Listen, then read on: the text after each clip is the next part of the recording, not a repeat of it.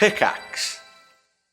Join us at patreon.com/castparty for a whole plethora of exclusive goodies. 5-day early access to every Cast Party episode, including Nocturne, ad-free episodes, behind-the-scenes info, exclusive bonus monthly one-shots, access to our community Discord, where our community plays D&D games together, has game nights, and hosts so much more, all for less than the price of a single cup of coffee per month. Aren't convinced? Try out a free trial. 7 days free to check out the content that we offer only exclusively on our Patreon. Patreon.com/castparty. Support your favorite D&D podcast, all while getting some awesome perks. Patreon.com/castparty. See you there, casting crew. Hello, everyone, and welcome to Cast Party. My name is Colin McManus, and I will be your director for today. I am joined by Ryan McManus. Ryan McManus, playing Bjorg Jorgensen, the Jewel of Debauchery. Anna Brisbane. Lenore DeVere, Chaos Fairy, excited to push all the buttons. Nigel Deacon. Hi, I'm Nigel, playing Jackal Campman, the leper and loner striving for companionship and control. Vince Perino. I'm playing Tevin, the mechanism of discovery, reconstructing memories one piece at a time. And Luis Carrazzo. Hey everybody, I'm Luis, and I am playing Santos, the Glavinator. In our last episode, you all spoke with the mirror-faced man at the gate to the observatory. Jack relayed this information about being allowed into the complex to the others as Lenore and Tevin copied Santos during his detect magic ritual. Bjorg came back telling you all that Poppy had left. Santos was able to get his ritual to go off and found the magic around the mirrors here to be abjuration. You were subjected to 2 of these large enchanted mirrors before being let into the compound, where you saw more mirror-faced people, though many weren't wearing their masks and you could actually see their faces. After interacting with a few individuals, you made your way into the Abbey to find Lynn, a pink-haired gnomish woman who wanted to induct you into the observatory. You all told her that you were looking for Tobin, as well as wanted some information about the Demigods. Lynn told you that, hey, you might be special, but to get information without being inducted, you'd have to speak to the mean owner Mila, and that Mila would only give you information if you knew something about everything. You all agreed, even if a bit confused, and followed Lynn to a cave that looked to head higher up the mountain. She used a device to project a magical lantern that she could interact with and entered into the cave. Coming to a pedestal with a device on top, she seemingly stopped to stretch. Lenore ended up touching this device after Lynn coaxed her to, and it began projecting around you. A translucent pink wall behind you, as well as ahead of you, trapped you inside this cavern. A 2D goat appeared on the ceiling, as did chairs and crystals with a sign that said to pick your favorite. Picking different colors, your chairs raised and lowered. Lynn mentioned Rena, the demigod whose image is the goat, was all about not comparing yourself to others. Whether you learned the lesson or not, you are eventually able to pick your favorite color a few times in a row, even with some of your chairs raising and lowering. The pink wall ahead of you moved deeper into the cavern, and Jack touched the next device, this time projecting a penguin on the ceiling. Now you watch as these projections continue. The light from the projector washes over all of you as you start to feel a small weight on each of your shoulders. Hanging from straps around your necks, you see a small tray hangs in front of each of your stomachs, and there seems to be 2 spots or objects on each of your tray. There's also a long table that forms here, and there's some objects atop of it made of varying shapes and colors. You see cubes, spheres, pyramids, cones, cylinders, each one colored red, yellow, blue, green, or purple. And so the scene is set. Question is, what will you do next? I'm gonna run forward and grab a sphere. Looking at the spheres, you see a blue one and a yellow one. I grab a blue sphere. You do so. I want to go right in front of me. I'm going to walk up and grab the blue cylinder. Kevin, as you grab this blue cylinder, you feel a little bit of warmth inside your belly. I'll put it right on the tray. If I might interject before everyone starts grabbing things and completes their trays, the penguin represents the twins, Margot and Jory. They are togetherness, family, blood, found, friends. anything. I'm assuming that is going to have something to do with what bullshit we're going to have to pick up. So we're gonna want to make a penguin, right? And I grab a cylinder and a pyramid, and I make like a beak. I might have an idea. I see that this has 2 different colors, right? I'll hold up my cylinder and point at the other green cylinder. Mm-hmm. Brothers, maybe they are one and the same, and yet different. Maybe. And I'll go over and grab the other green cylinder. You're here with 2 cylinders. Or maybe you take the 2 blues. Still together but different. It's found family. There seems to be 2 of every shape, also 2 of every color, but they aren't the same. Well, do we try shapes or colors first? I like shapes. That's what makes sense to me. I do love a good cone. Preferably with ice cream on top, but I'll grab the cones. I'll go for the cubes, the red cube and the green cube. Purple cone, yellow cone. I'll go blue sphere, yellow sphere. And I guess I'm purple pyramid, red pyramid? Does anyone feel anything? Now, are we supposed to feel something? No. Guess I don't. The moment I picked this one up, and I'll hold the blue cylinder up, I did feel something nice, I guess you could say. You really like cylinders? Yeah, Tevin, you didn't feel the same warmth when you picked up the second cylinder, the green one. You want to try the other blue one? I hold out the blue sphere towards Tevin. I think that would be a wonderful idea. And I'll hand her my cylinder. You do not feel any warmth coming from the blue sphere. I think we might be wrong. Maybe it's... Well, here, I don't know colors for fuck all, but maybe it's opposites, like the color wheel. Uh-huh. Margot and Jory are also about found family, so it could be those opposites attracting coming together. Okay. What's the opposite of blue? Yellow. Well, orange. Or red. Fuck. Oh boy. If you do blue and red, you get purple. If you do blue and yellow, you get green. If you do yellow and red, you get orange, which isn't here. My train of thought has stopped. This was a terrible idea. I'm sorry I brought it up. Well, I already tried a blue sphere and a yellow sphere. I didn't feel nothing. I can't say I felt anything either with the cones. Green and red are opposites. I'm gonna put down the sphere and the cylinder, pick up green cube and red cube. Lenore, as you grab the green cube, you feel a tingling sensation. Oh, I get it, because you're a square. Excuse me? Whoa. Of all of us in this party, I'm the square. I'm just jealous I haven't found my shape. Pick up the red cube. See how it feels. Feels solid, but nothing inside. Interesting. What's a complement to a cube here? A pyramid?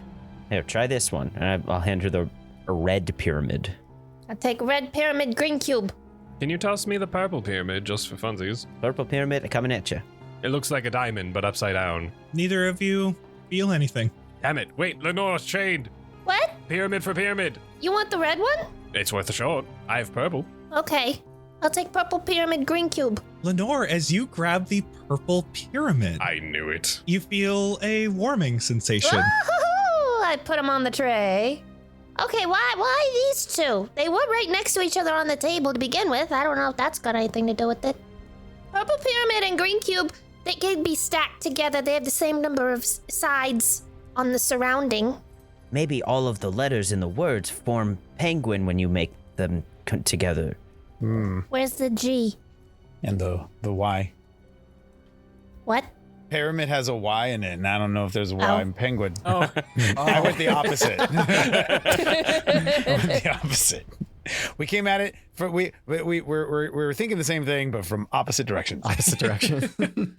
Bjorg, try these red ones. I tried a pyramid. I'll snag the cube, though, if anyone has Yeah. the cube. Jorg, as you touch the red cube, Hey! Oh, I feel fuzzy.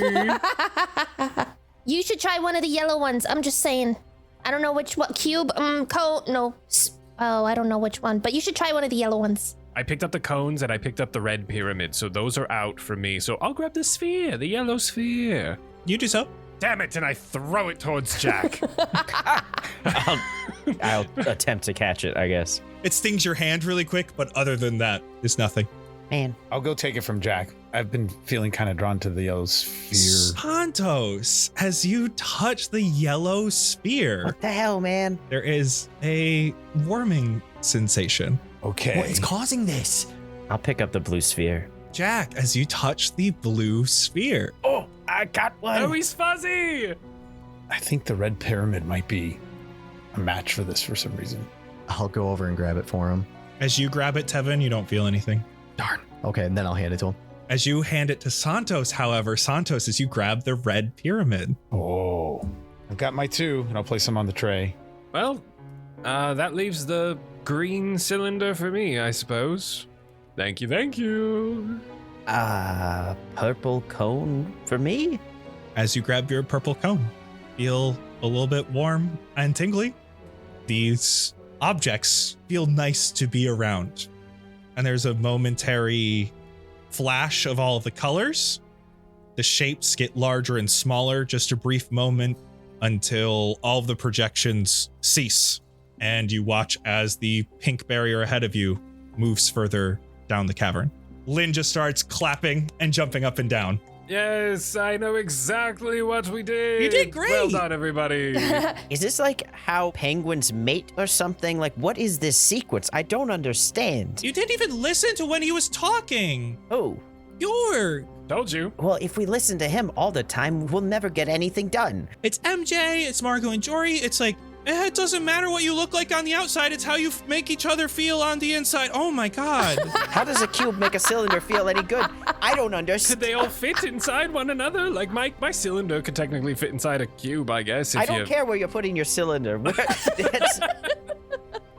Guys, I think it was just about trial and error, finding your found family, testing each out to see how they make you feel. The outside doesn't matter. You just gotta see how you feel about each one and then stick with the ones that make you feel good. No, that was so insightful. Yeah. Yeah, I mean, because whether it was a pyramid or whatever the color was, and none of it actually mattered. We put a lot of importance immediately on the shape and the color, and instead it was irrelevant. She's just mouthing, yeah, and her hands are up, and she's just like nodding along with you, Santos, the whole time. Yeah. But if it didn't matter, why did only specific ones do something? Because you don't always vibe with everyone, but you need to interact with people to figure out who you belong with. And you can't just judge based on what they look like or based on that you're the same shape because you came from the same family, because that doesn't always matter. I get it. I get it, I just don't agree with the puzzle. It's a rudimentary way of showing that you should love each other for who you are on the inside. These aren't puzzles, they're lessons. Yeah. Before we leave this room, I'm gonna look up at the little penguin, just a little 2-finger salute before we head forward. You got a device on a pedestal here. What do we do with this? Touch That's it. I'll poke it. This device starts to whir and these projections start. The first thing that you see is the 2D image of a raven appear on the ceiling. As it does, each of you feel a slight pull on your backs. Looking around, you see that there is a floating orb connected by this magical tether connected to the center of your backs. I spin around in circles chasing it. It's like a balloon when you do so, or a dog chasing its tail, like it's following you. Ahead of you, you see that there is a door. The door itself is the same blue projection as many of the objects here. On the door is a painting of a human man. He's either a clown or perhaps a jester. The painting itself is also completely colorless. And then around the room are a few scattered objects on the floors and on some tables. Wooden diorama that from here you just see has like a loop and a funnel. There's a mask here showing no emotion. There's a brass ring sitting in a shallow dish of liquid. There's an easel, but instead of paper, there's a thin piece of slate, like stone here. There is a pair of white gloves and a frog statue, as well as a wooden slingshot with a basket of colored balls next to it. And everything is colorless. Everything is colorless. What's the raven's name? You see that Lynn, she's just on a toy bicycle, starting to scoot around like a tricycle. Zane, Like from One Direction? What's his vibe? Their vibe. he's funny. Oh, they're funny. Yeah. I'm gonna pick up the slingshot. Next to it, you see a bunch of balls in a basket that are different colors. I'm gonna doink one off of Bjorg. Yeah, what color are you grabbing? Green. What the hell? Right his head. You pull it back and you clock Bjorg right in the face. Poofs like a powder, and it just covers him in all of this green. Jack, as that happens, your orb illuminates blue. Oh. And you can see the painting of the clown now has blue in part of it. The rest is still colorless, but there is blue now on the painting. You shot green and that thing turned blue? This better be a projection. So I didn't know that would happen. Maybe that just means I did my thing. Can I have the slingshot? No. I turn away. You did your thing. Yeah, it's my thing. You have to share. No, you have to find your thing. I have to blast my thing. Do that on your own time, Bjorg. I'm gonna walk over to the box and grab a pink ball.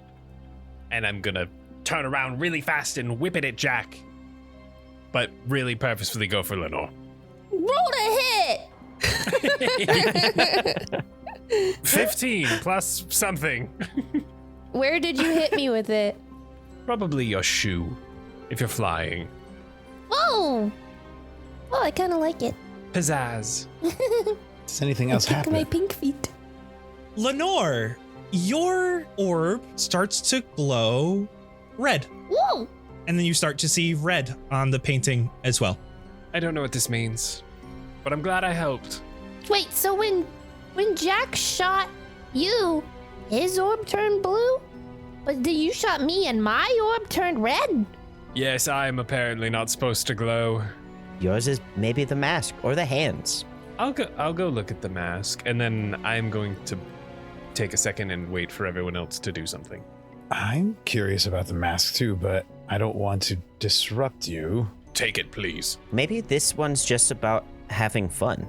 Maybe you just got to do something that would be fun to you. Okay. All right. I'm going to go to the basket with the colored balls. I'm going to take red, black, and orange. And I'm going to go to the mask. And I'm going to take the red on the left side, black in the middle, and orange on the right. And I'm going to take those balls and just streak them down the mask. And then I'm going to hand the mask over to Bjorg. Can I give it a little flair? Oh, yeah. Yeah, make it your own, however you want. I just take it off, and then I set it down on the table. I'm going to crease the sides and give it a nice big smile. Maybe draw some eyebrows, a very high arch, and then I'll put it on. Are you smiling underneath the mask? Probably. You all watch as Bjorg puts this mask on, and all of a sudden, the eyes get really big, the eyebrows open up, and there is this giant smile, like a very exaggerated smile coming from the mask itself. Did it work? It's doing something. I think that's kind of creepy, and I step back. Bjorg, green appears in your orb behind you, as well as on the painting itself. That'll do. Devin, can you juggle? I don't know what that is. Put on these gloves, pick 3 of your favorite colors, and throw them in the air and don't drop any. It's got to be programmed deep down or something. You have to be perfect at this. Yeah, you might have like perfect mathematical precision. Yeah. How do you not drop them if you are throwing them? You got to catch them. You have one up in the middle of the air at every moment. So you got two in your hands and one in the air at every time. I'll hold up my arms in front of me like a surgeon who's sterile going into the OR, going over to this little bucket or whatever of these colors. As your hands go up, all of a sudden you start to feel like there's tension between them, almost like a force trying to pull them together when you get too far away, but then it stops when you get them a little bit closer together. Before I grab any, feeling that, I want to try to force my hands really far away. All of a sudden you hear aloud a rubberized snap, and your arms are able to move further away. I start to bring my hands closer together.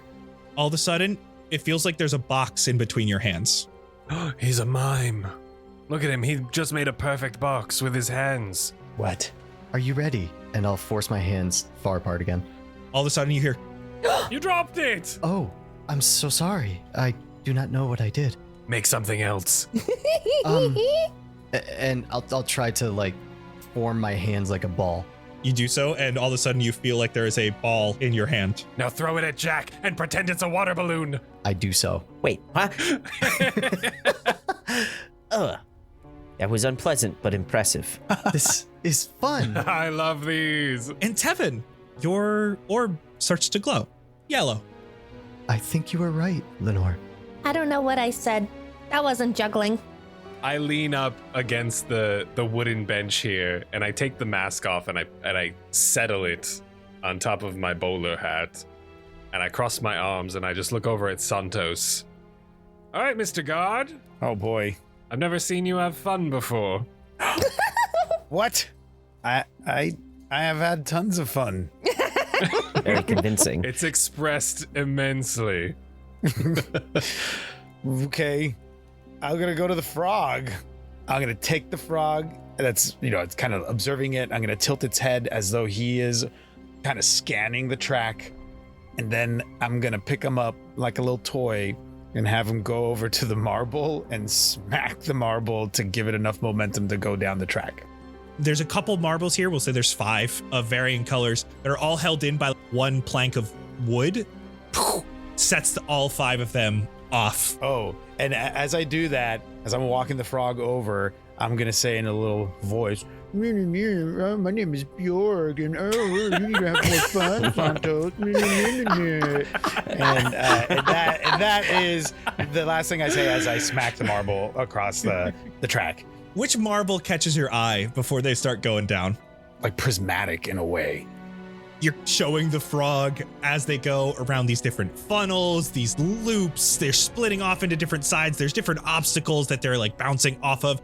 At the start, the multicolored prismatic one is at the front, and then, it gets knocked by something, and then a couple others zoom ahead as they go through different obstacles. But at the end, you watch as they're going down this funnel, and the prismatic one, the one you wanted so badly, comes in last. Oh!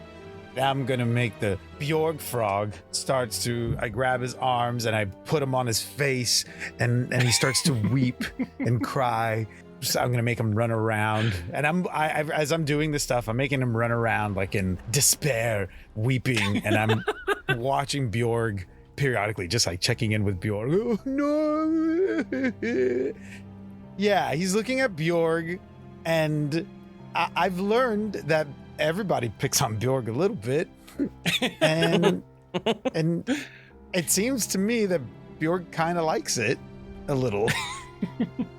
Arms folded. He does have a smile on his face. He's like nodding his head back and forth like, yeah, go on, keep it up. And then after you finish your last little bit of rambling, he is just locking eyes with you. I would have picked the bubbles, but that was sweet. And I don't sound like that. Gotta go up to Bjorg and just kind of give you a bump on the shoulder, I guess. Like with my fist, I just kind of tap your shoulder. You really are a very good sport. I promise I won't make a habit out of picking on you. Yeah. Ribbit. Why do you like that? It's fun to give and take. Something deep down makes me feel like I wish I had some siblings to joke around with when I was little. Maybe I did. I guess the more you let us make fun of you, the more permission it gives you to make fun of us. So go ahead, keep it up. I think I remember feeling a long time ago, I guess when I was really young, remembering that town that I grew up in, that village that I told you all about, the one that I thought we were going to, but then clearly I got it wrong. There were other kids there too, and they would joke around a lot, and they would kind of pick on each other, and then they would try to pick on me a little bit, and it never felt good. I never understood that kind of way of joking around, but I don't know. I think that thinking back, I can see that they were just trying to have fun and that they didn't mean any harm by it. Exactly. And it all comes with trust. I feel I've been around you all enough to take these in jest and be able to joke around comfortably with all of you. I don't remember my childhood. I don't know if I had siblings. Maybe that's where I got it from, but it makes me feel like a kid again. I wonder if in the next room, if this room was about finding something that makes you chuckle, I guess, have a laugh. Maybe we're going to have to go into a room where it's going to be about finding out what makes you sad. I'm going to be real good at that one. Lead the way, please. Yeah. Wait, 2 more minutes. And you see Lynn is still on the bicycle going around in circles in this room. Lynn, was there supposed to be a lesson in here or something? To play? Laugh. Enjoy. Zane says indulge in things that make you smile. Oh yeah, Jack, next room's just gonna be one big therapy session, ain't it? No, next room's... Oh, wait, never mind. What's gonna happen when we get to the scorpion? Which one is that? One of us must die. Oh god. As you open the door, Jackal, you see that pink barrier has moved further. There is a pedestal right in front of you. This is the largest of the rooms you've seen so far. The pink barrier is much further in this cavern ahead of you. I will place my hand on the pedestal or thing. And you see the image of a butterfly on the ceiling. As the protections continue, you see ahead of you there are 5 stone blocks about a foot off the ground with 2 footprints on each, as if showing where someone might stand. On the other side of these blocks is one of 5 large objects. Each block has a different one ahead of it. From here, you see a large hourglass, a large stone tablet, a mirror that is frosted over, a case filled with these large scrolls, and a large ball of different colored threads. Just past these stones and these objects is a pit filled with sand. Just past the pit is a landing with a lever on it. You see above the sand pit, there is sand like falling from the ceiling, except it isn't falling. It looks like it's stuck in a stasis, not moving whatsoever. Stratton's about strength, right? Did I make that up? I don't know. Build yourself up and make yourself be strong, but not just physical strength. You also need like mental strength and stuff too. Now, what is the idea for this room? Strength. Get to the other side, pull the lever. We stand near the one that we think corresponds with us, I think.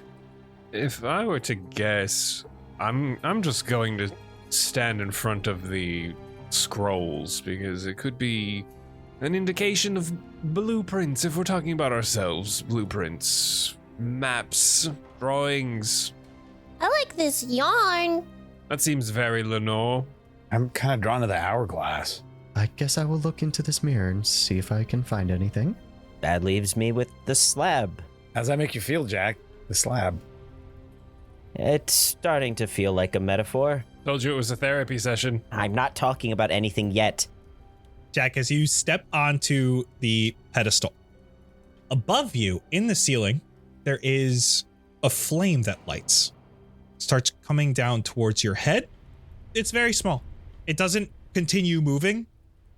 I am not too keen on that either. What if that's confirmation? I get on my pedestal. The same thing happens to you, Lenore. I'm gonna try to pick up my big old ball of string. It is heavy. Your pedestal starts to move downward a little bit. You can see that flame above your head gets much larger. Does not hurt you, just a little bit of warmth. Can I get off the pedestal and just lift each item to gauge the weights of each one? They're all exactly the same. Everyone just pick up your thing. Everyone just carry the thing. Okay, I'll pick mine up if I can. Yeah, same.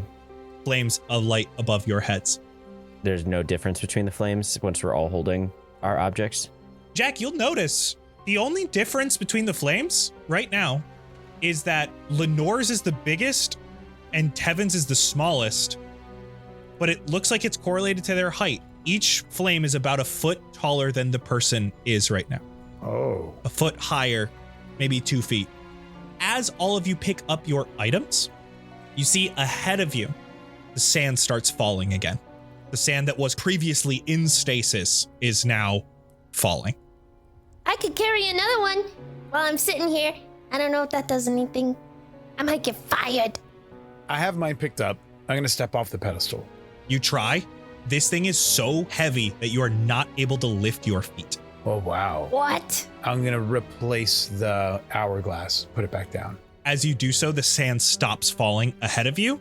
Your flame above your head goes back to like about a couple inches. Well, we can't move. It's interesting. Let's just try to pick another one. Maybe we're not on the one that's meant for us, I guess. Why? What do you mean, why? Each one is just really heavy. That's your burden. Oh, which one is our burden? You gotta make yourself better. You gotta reduce your suffering. Everyone put everything down except all of us are gonna hold one scroll. Hold on. I'm doing my best to lift the scrolls above to touch the fire. Ooh. Reduce my burden, right? Okay. It ignites. Uh-oh. Whoa! You're able to put the entire container up there. It starts getting really hot.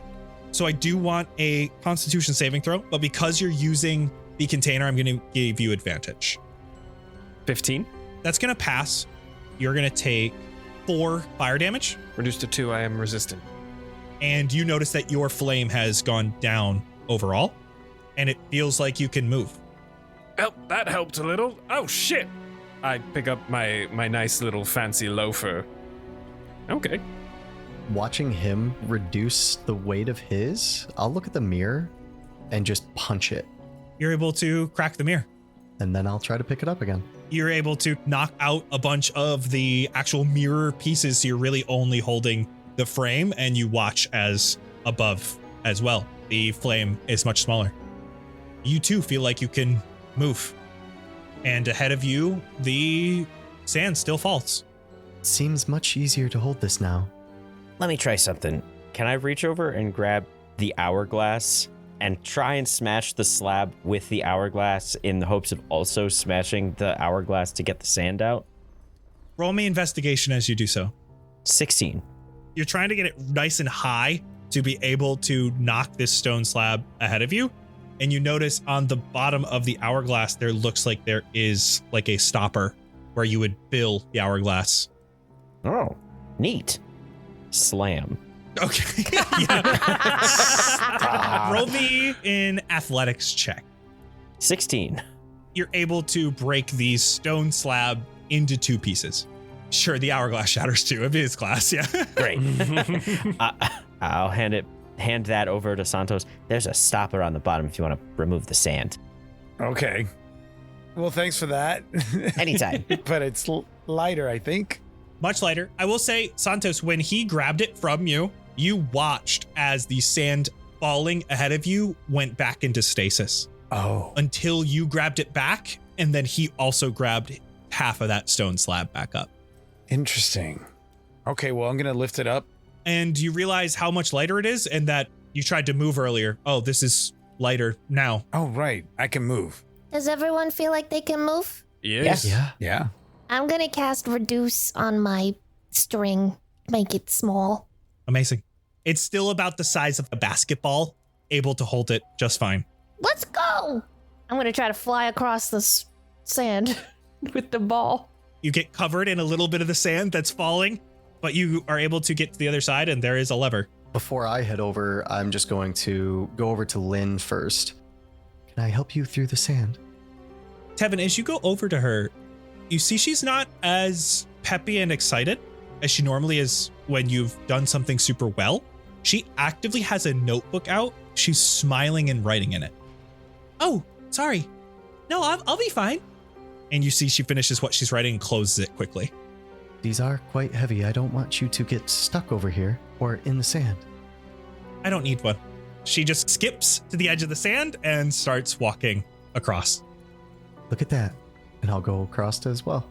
And she swipes the sand up as she's walking by, throws it into the air, playing in it. Pull the lever, Crunk. Oh, What'd you call me? Pull. all of the various items that you all are still carrying disappear. A moment later, this pink barrier ahead of you pushes once more, as well as all the other things behind you disappear, and you see ahead another pedestal. Well, I hate to just take all the fun things. I pulled the lever, but I also haven't poked one of these things yet. Blick. This time, it projects onto the ceiling a scorpion. No! A table appears in front of you with 5 overturned cups, each that has a game piece on it. There are 5 chairs, one in front of each cup on the table, all in a single side of the table. The back of these chairs form what looks to be a graph. Going from left to right, you see a line that has a gradual increase from the bottom left to the top right across the chairs. The leftmost chair is labeled shortest, and the rightmost chair is labeled tallest. All right, Lenore, go to that side. I'll sit next to you, and then probably Bjorg, and Then me. and then Tevin. What do the game pieces look like? They're on top of the cup, or they are on the cup? Like etched? They're on top of the cup because the cups are overturned, but as you sit down, a game board forms on this table. It's a simple 5x5 grid. The projections of each of your game pieces that are on the cups ahead of you, they start to float to the bottom row of the game board onto their corresponding spaces. You see rules appear. You must move forward one tile at a time until you reach the final tile. To advance, you must roll equal to or above the number marked on that tile. You must use the dice underneath your piece's corresponding cup. You roll once per round. You may not assist or trade dice. You may not move backwards. The game is over when all pieces are at the end. Interesting. And it looks like you just have to roll above a 2 to move forward. That seems simple. 2 on what? Hey, I'm gonna look under my cup. Bjorg, you look under your cup. I am doing it sneakily, kind of like we're playing dice. I'm just kind of propping it. You see a 10-sided die. Oh. Bet. Easy. Bjorg puts the cup back down and gives a little nod. Cheeky smile. Tevin, you have a D12. Damn it! Ooh. Oh my God, Bjorg, I'm sorry. You have a D8. I got confused by Santos in your shit. face. Sorry. Tevin has a D12. Nice. Santos has a D10. Bjorg has a D8. Jack has a D6. Oh no. And Lenore has a D4. Hey, wait a minute. How am I supposed to get a 5? First, you need to get a 2. Yeah, but that shouldn't be too hard. It's a 2 and above, right? Or is it above a 2? 2 or higher. How am I supposed to get a 5? Just lie. But maybe things change as we move forward. You see a counter next to the game board, and it just says round 1. I'll roll your dice. I'm gonna roll. If you get above a 2, you will move forward 1 space. I got the 4. 9? I got a 4. 1. You see round 1 turns to round 2. Can I walk over to her spot? You said we can't go back, we can't go forward unless we roll high enough, but you didn't say anything about going sideways. You said you can't trade or assist. We're not trading dice. Kind of assisting. Kevin, you try to stand up. There is a magical pull forcing you into the chair. Oh no. Lynn, these are not just games, right? These are meant to be, we're supposed to learn something from here. The observatory, this whole place is a place of learning. You've been learning everything else, but this is a game. And she points to the game board. It's a game. Can I cast minor illusion on my dice so that all the sides say 5? You may. Oh, shit. Okay, I do that. D&D, bro. Shit's awesome. I roll the thing under the cup, and then I peek at what the result is, and I put it back down. And that's my strategy going forward. Are you rolling for round 2? Is that what you're saying? When I roll for round 2, yeah. Okay, I'm rolling. 7. 6. 5. I just move my piece forward. 9. Anna, what'd you roll on your D4? 3. Fuck, now we don't know if it worked or not. Jack, out of game, what'd you roll on yours? A 2. You go to move your piece forward, and I need a Constitution saving throw. Shit. 8. You're going to take 11 lightning damage as your Holy. seat actively shocks you, and the piece gets moved back to the second row. The rule says we can't help each other. Am I understanding that right, Lynn? That's what it says. I'm rolling. Round 3. 5. 5. Anna, what'd you get on your D4 roll? A 4. Fuck, we still don't know. You move forward. I got an 8. I got a 5. So everyone moved forward again. Bjorg, you and Tevin are both just one step away. You have to roll a 5 to get to the last row. Oh, let's get it. I rolled a 3, and so I don't move forward. Yeah, you don't move forward this round. Round 4. Oh, are we doing round 4? Ah, fuck. Oh, no. I'm rolling, but I'm rolling it in front of me so that it lands on the number 4 or like slightly past it. On the board itself. Yeah. It's a 5. What did Anna roll? It's a 2. I rolled a 1. I stay put. I did too. Hey. I had a 3. I rolled a 4. Well, I rolled above the number on the tile, so I'm gonna move forward. As you do so, Lenore, you feel your finger get pulled back to where you were, and you feel a similar shock. I need a Constitution saving throw. But the dice rolled above the number marked on the tile. Literally. Physically. I love Lenore's inner monologue being projected out for us to experience. I mean, the rules are not specific enough to exclude these things, so I'm just saying this is bullshit. Loophole. 12. That is a fail. You're going to take 4 lightning damage. What the heck, man? I rolled high on yours. I'm sorry. You're a bastard, Colin. And do I get pulled back? Yes. Can we roll round 5? I exclaimed to the group. Sure.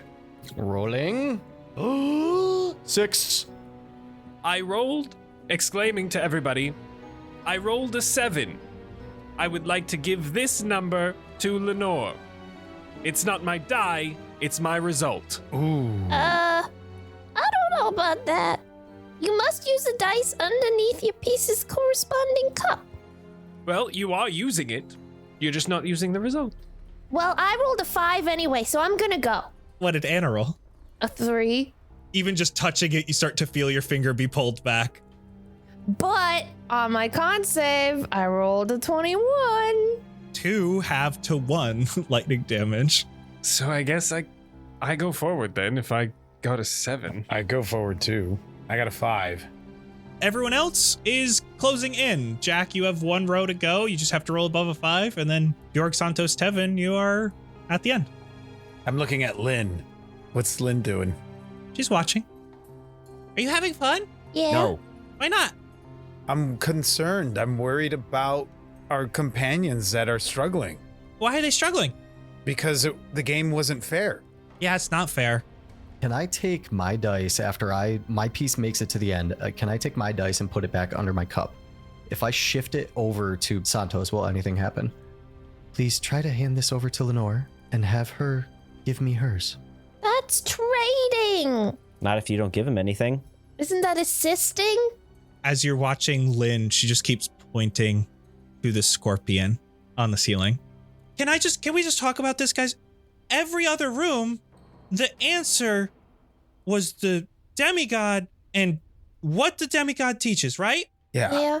Which demigod is that, and what does he teach? It's like you didn't even think about that going into this, and you've had 5 before this, and Yeah, I'm crashing out. Well, yeah. Am I supposed to die? Is that it? I need to keep going till I get electrocuted and die? I pulled out Tough Luck and pointed at Lenore's head. Necro stands for? Death? No, Does he stand for just looking out for yourself? Is that it? no, that's more Stratton. What's Necros teach? Sin. Sins aren't always bad just because people tell you they're bad. There's a difference between laws and like moral laws, like what we actually think are bad. And sin can be beautiful. But I tried to cheat and it didn't work. You're saying that we can break the rules that you've given us, but if we break rules that aren't written, that's when we get in trouble. Yeah! What? This is fucked up, Lynn. I am pissed off. No, it's more like Lenore, take Tevin's dice. Roll those dice. Oh, Give it to me! I'm gonna roll a d8. It'd be a D12. Okay. 7. Jack, as you go to move your piece, you move to the 5th row. I'm not even happy about this. And Lynn starts clapping, and then she's just pointing at you, Lenore. Tough Luck is still pointed at Lenore, and you can see it gradually start moving towards Lynn before I put it back in my pocket. No, put it back. Put it back. Put it back on I Lynn. swear to God. A 5. You're able to move forward. Woo! And Lynn starts jumping up and down and clapping, and you see all of the rules disappear, all of the game pieces disappear, all of the table and chairs disappear, and ahead, the pink wall thrusts very far forward into the distance. I'm mad at him too. I point up to where Scorpion was. Scorpion. He wanted us to do specific sins. They don't want us to think for ourselves and do our own sins. For real, I want to make up new sins. That's the spirit. You're supposed to figure out the law that was unjust to one of the people, and you don't follow those laws. That wasn't fair to Lenore, because she's short. We were able to work around the laws in a fair way.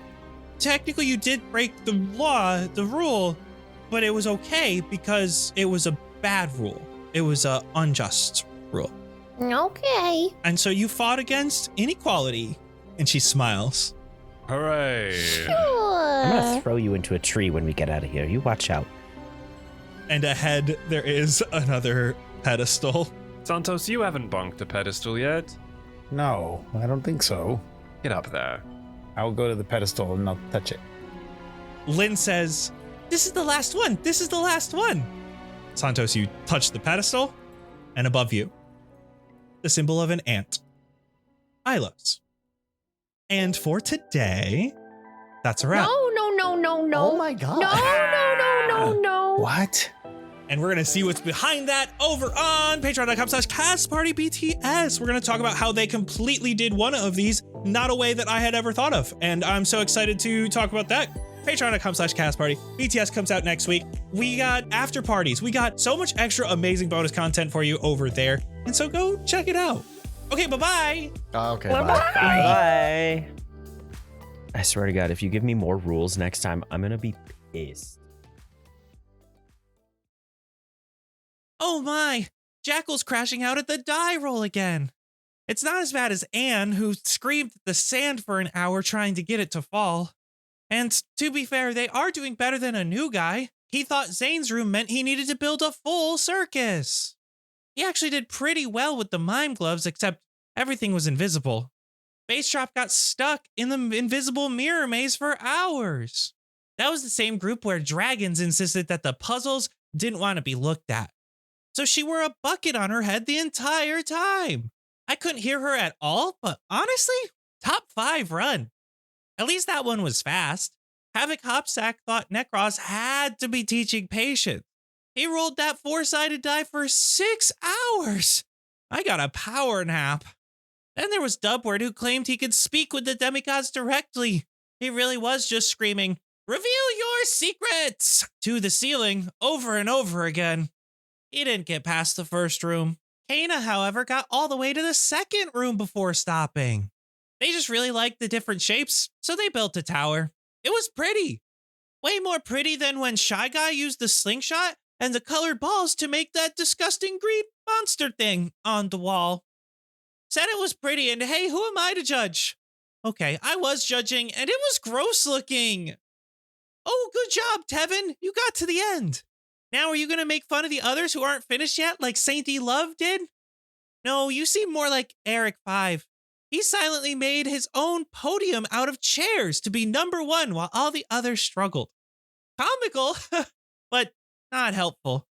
I ended up laughing so much during these, like when Heathered, she did this funny thing. There was a magical duck, and there was a cactus, and an Orcish to Common dictionary. It was so, you just had to be there. Then Jesky Fire was so clumsy. Nothing she did was really funny, but I just couldn't stop laughing at her dropping everything. Haley was the opposite.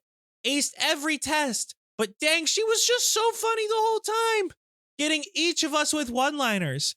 I swear I heard Zane laugh from all the way down here. Like she told us this one, oh, how did it go?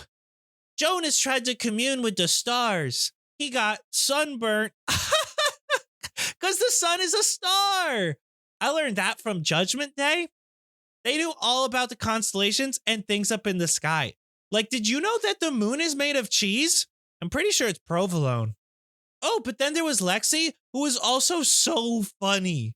She was doing prop comedy this whole time. She said, "Oh, I would never get lost in a maze," and then pulled out a menu from a noodle shop. I was laughing so hard, but also it really made me want Michael's ramen from down the road. He makes it with this special broth called, I think he calls it soup. Oh wait, don't touch that, Jack. You're gonna get shocked. I'm so glad his leg isn't reacting to the static like Opti's metal eye. She shot lightning bolts whenever she blinked for a week. I wonder how that static would affect Tevin. He's just a big robot. I thought I met one of those before, but it was just Ryan. Apparently I made him upset. I thought he was made of metal, but it was actually a skin condition. I apologized. I did. And I did feel bad. Bubba helped me make a cake and everything for his birthday, which happened to be the next day. He accepted my apology, but Winkle makes fun of me every time anything metal is around. Is that made of human, Lynn? It makes me so mad. Mostly because it's so funny, and everyone laughs at that. But they don't always laugh at my funny jokes. I am funny, right? Right?